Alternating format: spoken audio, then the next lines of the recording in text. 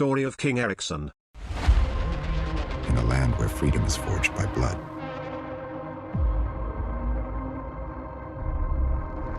On a head disconnected from his kingdom's true heart, its people. In a move that sent shockwaves through the court, Eldrick declared his intentions. There would be no grand coronation. Instead, he announced a Feast of Unity, unlike any Ethgard had witnessed. Royal kitchens would open, not just for elite delicacies, but to cook vast amounts of simple, nourishing food for everyone. Messengers were dispatched to every ravaged corner, inviting not just lords and ladies, but farmers, artisans, merchants, and even those who had fought on opposing sides. Whispers turned to murmurs, then open debate. Nobles questioned his judgment, fearing weakness. Priests worried about disrupted sacred customs. But the common folk, weary of strife and yearning for solace, felt a flicker of hope ignite. On the appointed day, the sprawling fields outside the capital, usually for royal parades and military. This will not be a war of heroes.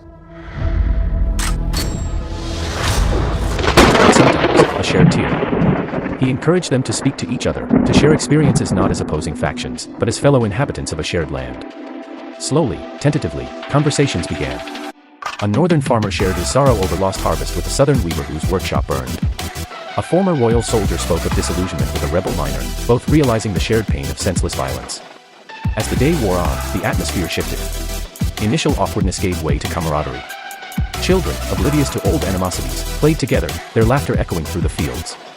The aroma of shared food mingled with shared stories, creating a powerful unity no formal ceremony could have achieved. Towards evening, as the sun dipped below the horizon, casting a golden glow, Eldrick stood on a makeshift platform. No crown adorned his head, no scepter his hand. His young voice resonated with sincerity and conviction. "My people," he began, his gaze sweeping over the assembled crowd, "today, we have not witnessed a coronation, but something far more profound. We have witnessed the strength of our shared humanity. We have broken bread together, shared our stories, and begun to understand the pain that has divided us for too long." He spoke of war's futility, the importance of empathy, and the power of forgiveness. He acknowledged past mistakes but focused. Promise, a future built not on conquest and dominance, but on cooperation and mutual respect. "The path ahead will not be easy," he continued, "but I believe that by continuing to listen to each other, by understanding each other's burdens, and by working together, we can heal the wounds of the past and build a brighter future for all." His words were not a distant ruler's pronouncements, but a fellow human being's heartfelt plea, a leader who understood true strength lay not in power but in connection. As he finished, a hush fell, followed by a wave of applause that grew in intensity, a genuine outpouring of hope and acceptance. The Feast of Unity became more than an event, it became the symbol of Eldrick's reign. He continued to engage with his people, traveling the kingdom, listening to their concerns, and implementing policies prioritizing their well-being. He established councils of representatives from all factions, ensuring every voice was heard. He invested in rebuilding not just physical infrastructure but also the social fabric torn by war. Slowly, painstakingly, the scars of the past began to fade. Trust blossomed where suspicion had festered. Trade flourished, art and culture revived, and a sense of shared purpose permeated the land. The kingdom of Ethgard, once defined by division and battles, became known for its unity and compassion.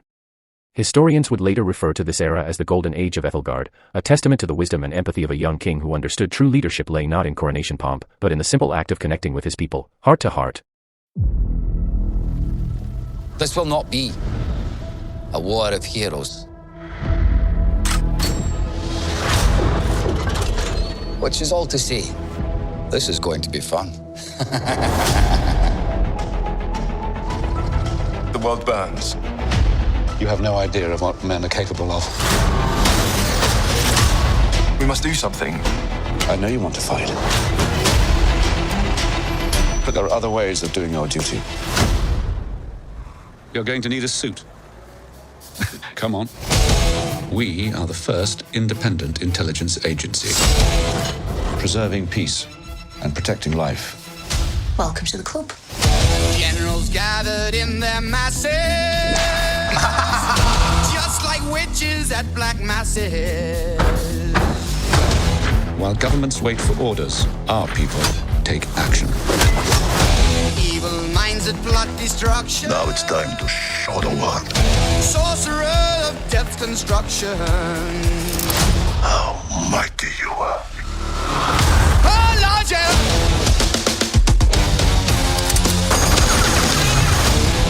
Our enemies think we are gentle men. But reputation is what people think of you. Character is what you are.